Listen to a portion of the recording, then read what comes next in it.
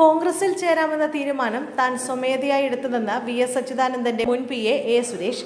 Party നേതൃത്വം ആവശ്യപ്പെട്ടിട്ടല്ല താൻ ഇത്തരമൊരു തീരുമാനമെടുത്തതെന്നും അദ്ദേഹം പ്രതികരിച്ചു.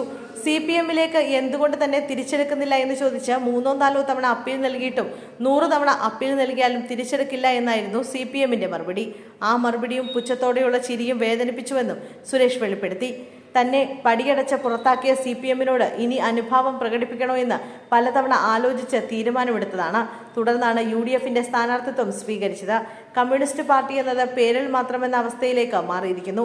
പാർട്ടിയെ സ്നേഹിക്കുന്നവരും ഭരണത്തെ സ്നേഹിക്കുന്നവരും രണ്ട് വിഭാഗമായി മാറി. ഭരണത്തെ സ്നേഹിക്കുന്നവരാണ് ഇപ്പോൾ പാർട്ടിയെ നിയന്ത്രിക്കുന്നത്. ഇടതുപക്ഷ മൂല്യങ്ങൾ ചോരുന്ന സാഹചര്യത്തിലാണ് ഇന്ത്യയിലെ ഏറ്റവും വലിയ മതേതര കക്ഷിയായ കോൺഗ്രസിനൊപ്പം ചേരാൻ തീരുമാനിച്ചതെന്നായിരുന്നു സുരേഷിന്റെ വാക്കുകൾ. CPM-ൽ നിന്ന് പുറത്തായ സുരേഷ് പാലക്കാട് മലമ്പുഴയിൽ സ്ഥാനാർത്ഥിയായേക്കും. സുരേഷിനെ മത്സരിപ്പിച്ചാൽ ഇടതുകോട്ടയായ മലമ്പുഴ പിടിക്കാൻ കഴിയുമെന്നാണ് കോൺഗ്രസിന്റെ പ്രതീക്ഷ. ഏറെക്കാലം VS-ന്റെ PA ആയിരുന്നു സുരേഷ്. EK നയനാരും VS അച്യുതാനന്ദനും മത്സരിച്ച മണ്ഡലമായ മലമ്പുഴയിൽ ജനവിധി തേടിയേക്കും. 2001 മുതൽ 2016 വരെ 4 തവണ വിജയിച്ച മണ്ഡലമാണ് മലമ്പുഴ. ഇവിടെ കഴിഞ്ഞ തെരഞ്ഞെടുപ്പിൽ പ്രഭാകരനായിരുന്നു സ്ഥാനാർത്ഥി. 25,000-ലധികം വോട്ടുകൾക്കാണ് മണ്ഡലത്തിൽ അദ്ദേഹം വിജയിച്ചത്.